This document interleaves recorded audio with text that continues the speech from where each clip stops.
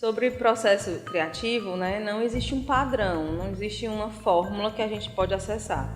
Mas eu, por exemplo, faço sempre alguns procedimentos que se repetem em toda criação que eu vou desenvolver.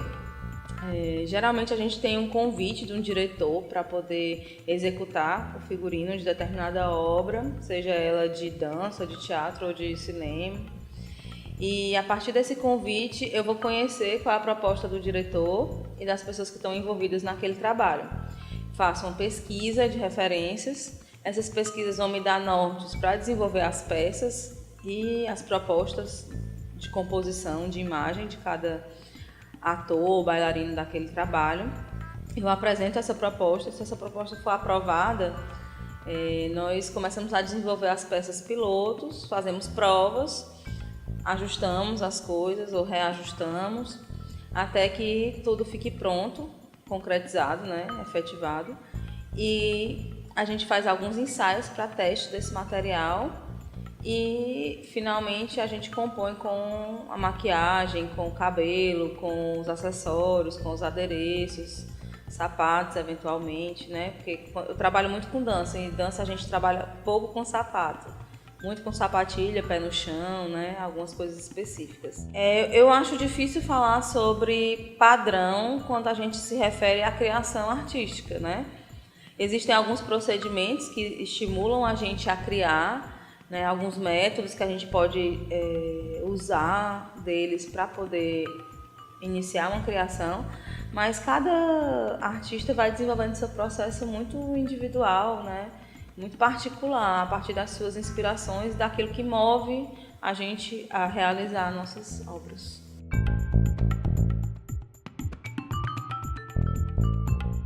Eu trabalho muito com as propostas e experiências, testes, e eu me aventuro muito nisso, né?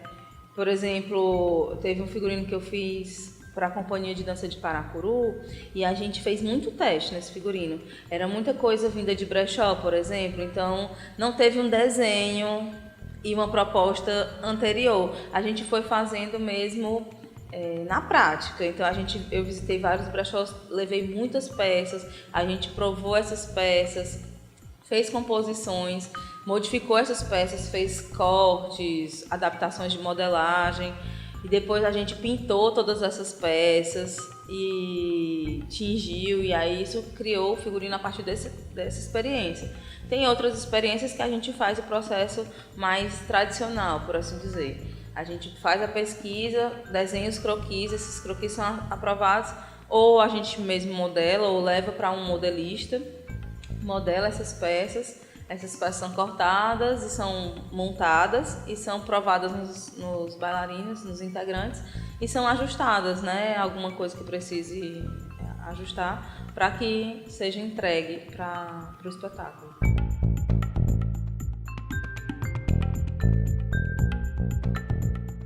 Eu acho que as fontes de pesquisa elas estão aí, né, muito disponíveis, é muito importante se utilizar disso. Tudo para mim pode ser inspiração, né? Então, assim, às vezes eu faço algumas fotos que eu nem sei muito bem porquê, mas aquilo fica gerando um banco de imagens para mim que eu posso acessar na hora que eu precisar criar alguma coisa. Os desfiles, né, os grandes criadores de moda também, eu sempre gosto de ver o que eles estão fazendo. Isso para mim é bem interessante, os usos que eles fazem das peças, as propostas artísticas e mesmo de formas de silhuetas e tudo isso. A história da moda também me inspira muito. Os filmes, as outras obras, as outras artes, né, as artes plásticas, o cinema, tudo isso me inspira bastante. E aí quando eu vou fazer um figurino, dependendo daquela temática, eu acesso diferentes materiais. Pode ser de um quadro, pode ser uma foto, pode ser uma obra de um fotógrafo inteira, um livro, por exemplo. A gente fez um espetáculo que se baseava na obra do Sebastião Salgado e a gente usou 3 livros dele, né? O Êxodos, o Gênesis e o Trabalhadores, eu acho. Então, é importante você estar aberto a todas as opções de inspiração e de referência.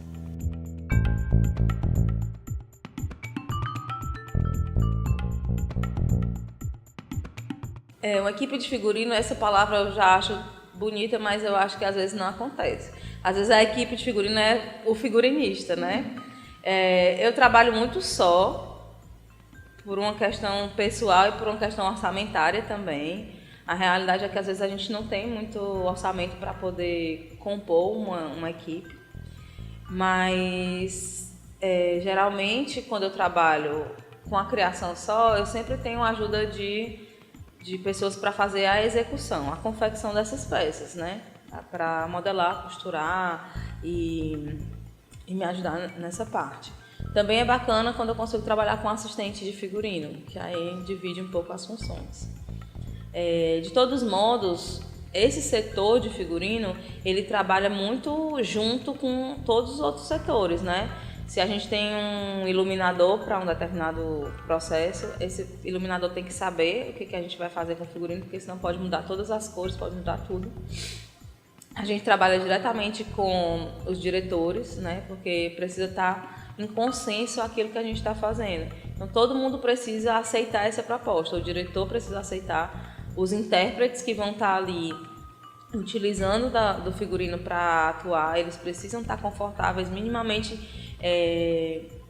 entenderem que esse figurino é coerente, que vai servir para eles executarem um bom trabalho, né? Então, eu sempre falo muito e divido muito essas ideias com toda a equipe que tiver disponível para trabalhar, né? Porque eu acho que o figurino é uma parte do todo, a iluminação é uma parte do todo, a direção de arte é uma parte do todo, o elenco é uma parte do todo, que é a grande coisa que a gente está trabalhando junto, que é a obra, que é a peça, que é o filme, que é o espetáculo.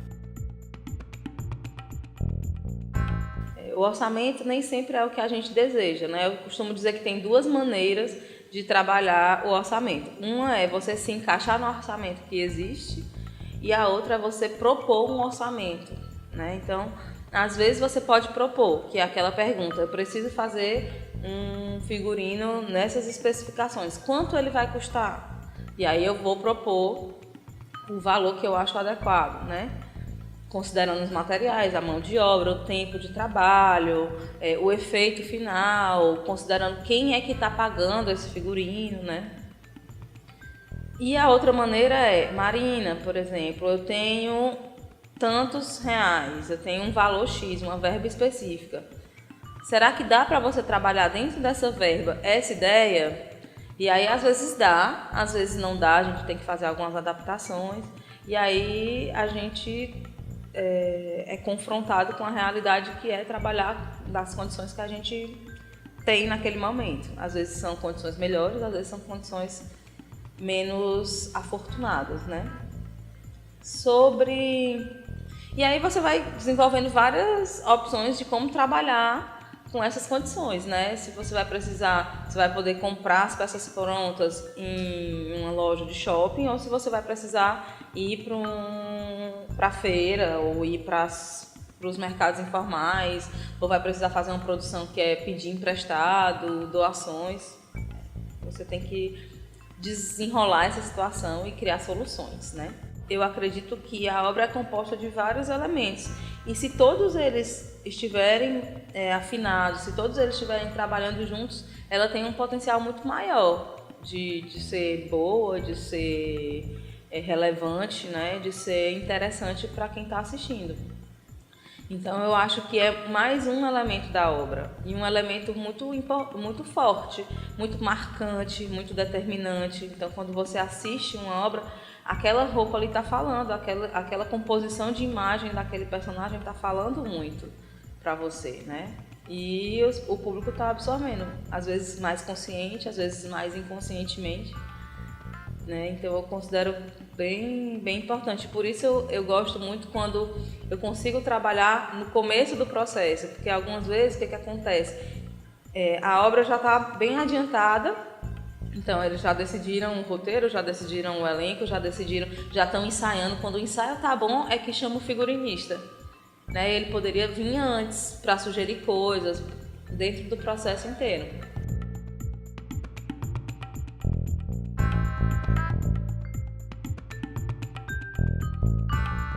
Para falar de identificação do público com o figurino que a gente propõe, eu sinto muito isso direcionado aos figurinistas de televisão, né? Então, as novelas devem pensar muito nesse sentido, que tipo de roupa nós vamos usar e o que isso vai gerar de identidade e também de vendas, de comércio em relação àquelas peças, né? No meu caso, a identidade que eu vejo é uma identidade muito mais relacionada às pessoas que vão se utilizar daquele figurino. Então, eu preciso que o bailarino, que o ator, que o elenco tenha identidade com aquele figurino para que ele use da melhor maneira, no melhor potencial e que ele se beneficie desse figurino e que a obra também se beneficie desse conjunto, né? Particularmente nos meus trabalhos, eu não estou muito assim conscientemente pensando nessa aceitação, porque quando a gente trabalha com teatro e com dança e com artes cênicas, por exemplo, a gente trabalha com elementos que não são exatamente os queridinhos do público, por exemplo, o grotesco, o surreal, o fantasioso, né? Nem sempre são personagens bonitos, belos, né? Às vezes eles estão ali para justamente contrapor essa ideia, fazer os contrastes, trazer para a discussão outros elementos que são elementos mais violentos, mais fortes, por exemplo, né?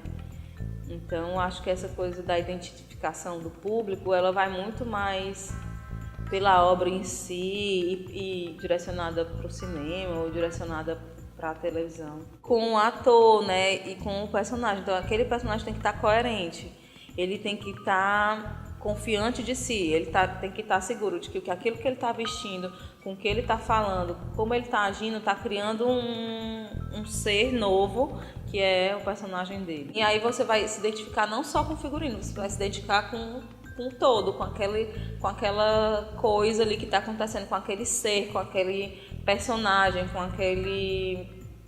aquela persona que está aparecendo ali para você nova, né? Então, se ela te impacta, se ela causa sensações em você, aquilo ali vai te modificando e pode gerar identidade, né? Identificação.